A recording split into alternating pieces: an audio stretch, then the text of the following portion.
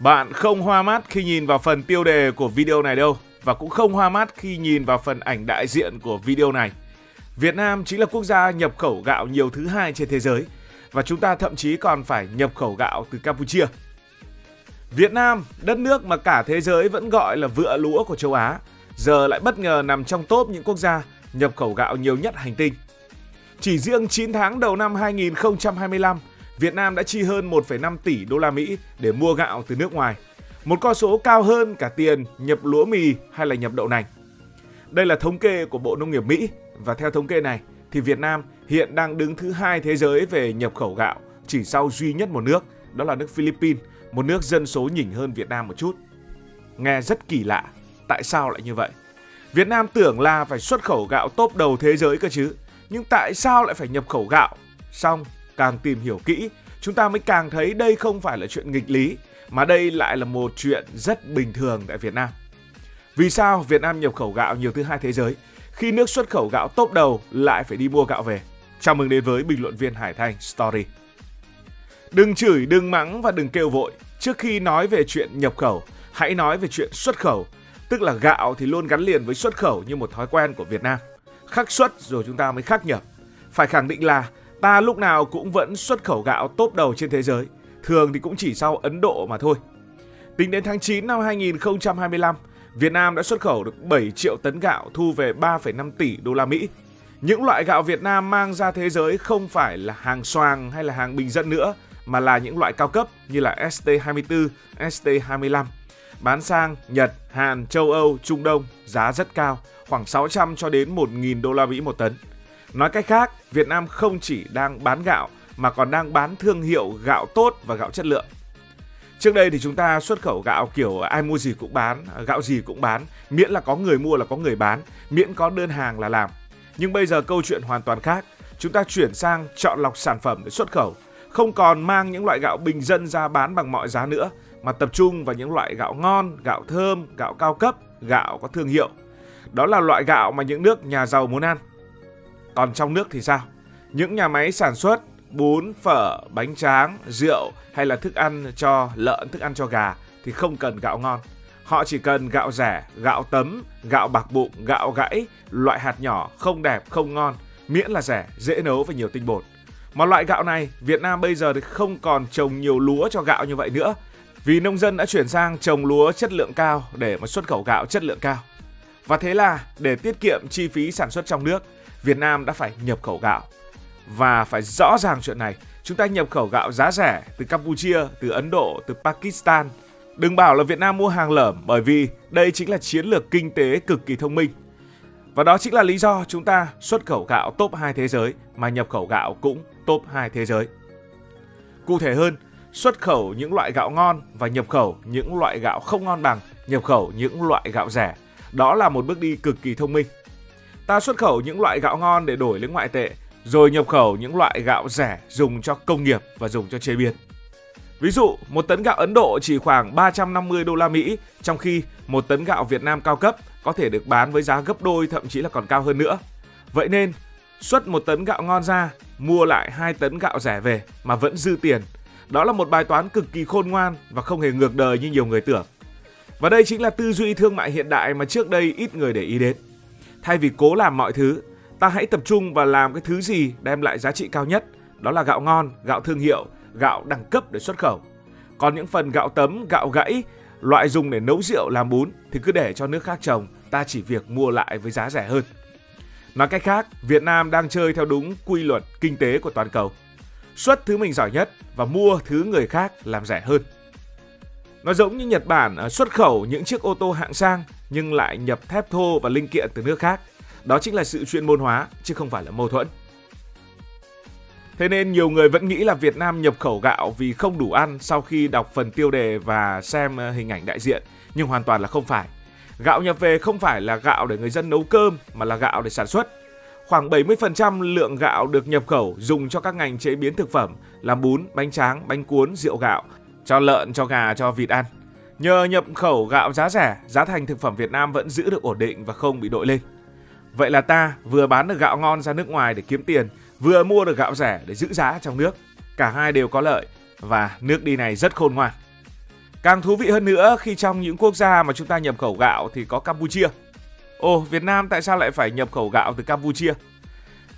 Rất hay là phần lớn số gạo mà Việt Nam nhập từ Campuchia thực ra lại do người Việt Nam trồng. Cái câu chuyện Việt Nam nhập khẩu gạo của Campuchia nó hay hơn trí tưởng tượng của các bạn. Bởi phần lớn số gạo đó thực ra không hề do người Campuchia sản xuất. Nó chính là gạo Việt Nam trồng trên đất Campuchia đúng nghĩa đen. Hạt gạo ấy mang giống Việt Nam, kỹ thuật Việt Nam, máy gặt Việt Nam, nhân công Việt Nam, mồ hôi của Việt Nam. Chỉ khác là nó được mọc trên mảnh đất nằm bên kia cột mốc biên giới, mảnh đất Campuchia, nơi rẻ hơn và dễ làm hơn. Khoảng hơn chục năm trở lại đây thì nhiều doanh nghiệp Việt Nam đã âm thầm sang Campuchia để thuê đất dài hạn, 20 năm rồi là 50 năm để mà canh tác. Những cái tên quen thuộc với ngành lúa gạo ở miền Tây đều có dự án liên doanh nông nghiệp bên kia biên giới. Và vùng họ chọn chủ yếu là những tỉnh, những cái khu vực sát với sông Mekong, đất đai phì nhiêu mà cư dân thì thưa thớt. Đứng bên này cửa khẩu nhìn sang, thấy cánh đồng lúa xanh rì kéo dài tới tận chân trời. Và điều thú vị là trên những cánh đồng ấy, tiếng máy gặt, tiếng cười, tiếng nói vẫn là tiếng Việt. Vì sao ta lại sang Campuchia để trồng lúa thay vì trồng ở nhà? Câu trả lời rất ngắn gọn liên quan đến kinh tế, chỗ nào rẻ hơn thì mình làm. Ở Việt Nam, giá thuê đất, giá điện, giá nước, giá xăng dầu và nhân công đều tăng. Trong khi ở Campuchia mọi thứ rẻ hơn, giống như là Hàn Quốc mang điện thoại Samsung sang Việt Nam mà sản xuất. Đối với doanh nghiệp Việt Nam, đây là một cơ hội vàng. Họ chỉ cần mang giống lúa, mang máy gặt, mang phân bón và thậm chí mang cả nông dân Việt Nam sang đó mà trồng lúa. Người Campuchia ở đó thì làm thuê, còn kỹ thuật, quản lý, thu mua, tất cả do người Việt điều hành. Đến khi thu hoạch, gạo sẽ được xay sát, đóng bao rồi chở ngược về Việt Nam qua cửa khẩu Mộc Bài hoặc Tịnh Biên. Trên giấy tờ, nó mang tên là gạo nhập khẩu từ Campuchia. Nhưng thực tế nếu lần theo dấu vết, bạn sẽ thấy rõ, đó vẫn là gạo Việt Nam chính hiệu, chỉ là trồng ở Campuchia để mà tiết kiệm chi phí.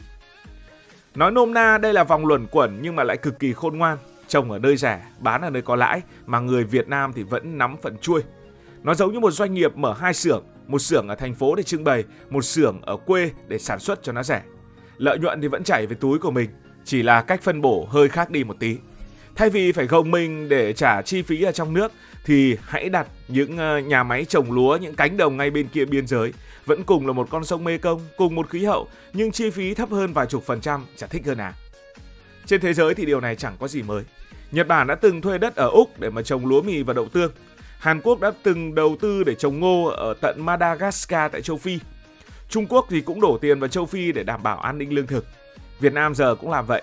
Chỉ khác là ta không phải đi sang châu Phi, ta không phải sang Úc, ta không phải sang đâu đó quá xa. Ta tận dụng ngay Campuchia, ngay bên kia biên giới, một nước láng giềng của mình. Gần gũi, tiết kiệm, dễ kiểm soát. Một chiếc xe tải chở gạo chỉ cần vài tiếng là về đến Cần Thơ, Long An hay Tiền Giang để mà có tiền luôn. Nhờ cách làm này, doanh nghiệp Việt Nam đã tiết kiệm được rất nhiều chi phí. Họ không phải lo khan hiếm đất, lại có nguồn gạo giá rẻ, ổn định, phục vụ cho ngành công nghiệp chế biến. Campuchia cũng có lợi vì có việc làm cho những người dân của họ, có thuế và có hạ tầng được xây dựng. Một mối quan hệ mà hai bên cùng có lợi, hai bên cùng thắng. Nhưng người nắm cán cân chủ động vẫn là phía Việt Nam, bởi kỹ thuật, giống lúa, toàn bộ chuỗi cung ứng đều do phía Việt Nam quyết định.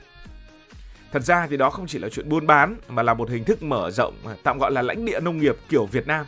Nhẹ nhàng, không ồn ào nhưng mà đầy chiến lược. Nếu mà nhìn trên bản đồ, bạn sẽ thấy khu vực giáp ranh giữa Việt Nam và Campuchia giống như một vựa lúa mở rộng của đồng bằng sông Cửu Long. Chỉ khác là phần mở rộng ấy thì nằm bên kia cột mốc biên giới, nơi mà chính sách của Campuchia khác hơn Việt Nam, nhưng dòng tiền thì vẫn đổ chảy ngược về phía Việt Nam. Nói cho cùng, gạo thì trồng ở Campuchia, nhưng mà lợi nhuận, kỹ thuật và thương hiệu thì vẫn nằm ở Việt Nam. Đó chính là cách mà nông nghiệp Việt Nam đang âm thầm chuyển mình. Không chỉ là biết trồng mà còn biết cách đầu tư, biết tính toán, biết mở rộng. Những người nông dân rất khoa học. Một nước vừa mềm vừa khôn ngoan, thể hiện rõ bản lĩnh của người Việt Nam trong thời đại mới. Vừa là một nông dân, vừa là một doanh nhân, vừa là một nhà chiến lược. Một nước đi quá đáng nể của những người trồng lúa, những người xuất khẩu gạo tại Việt Nam. Nhìn toàn cảnh thì đây chính là một bước chuyển thông minh của ngành gạo Việt Nam. Từ xuất khẩu lấy số lượng rồi hô hào vào số lượng nhiều thật nhiều sang việc xuất khẩu có chọn lọc, nhập khẩu có chiến lược. Nó giống hệt cái cách Apple đặt nhà máy ở Trung Quốc để tiết kiệm chi phí, còn bán iPhone ở Mỹ cho giá nó cao. Và người Việt Nam bây giờ đang làm như thế, trồng lúa chất lượng cao để bán và mua gạo giá rẻ để làm nguyên liệu. Từ góc nhìn thương mại, đó không phải là nghịch lý mà là một sự trưởng thành. Chúng ta không cần phải cố gắng làm hết mọi thứ mà biết chọn phần việc nào mang lại nhiều tiền nhất, phần việc nào có lợi nhất. Nông dân trồng cây lúa cho hạt gạo ngon, doanh nghiệp xuất khẩu gạo có thương hiệu, nhà máy nhập khẩu gạo rẻ để giảm giá thành và giữ ổn định giá thành ở trong nước với những cái mặt hàng sản xuất từ gạo rẻ ấy. Nếu nhìn bằng con mắt hiện đại, đây chính là tư duy toàn cầu hóa. Nhìn từ cánh đồng mà ra cả tư duy toàn cầu hóa thì cũng hay. Ngày xưa cứ nghĩ là tự cung tự cấp, làm cái gì từ A đến Z mới là hay, mới là khôn, mới là tự chủ. Còn bây giờ, tự chủ là biết tận dụng thị trường để mà tối ưu lợi nhuận. Việt Nam vẫn là vựa lúa lớn của thế giới, nhưng giờ là vựa lúa biết tính toán, biết buôn, biết chơi theo luật của toàn cầu. Cảm ơn vì đã quan tâm theo dõi câu chuyện này. Nếu cảm thấy thú vị, bạn có thể nhấn nút đăng ký kênh, bật chuông thông báo và chia sẻ. Còn bây giờ thì xin được nói lời chào tạm biệt. Cảm ơn các bạn đã dành sự đồng hành cùng Hải Thanh Story. Đi qua những vùng đất, khám phá những điều mới.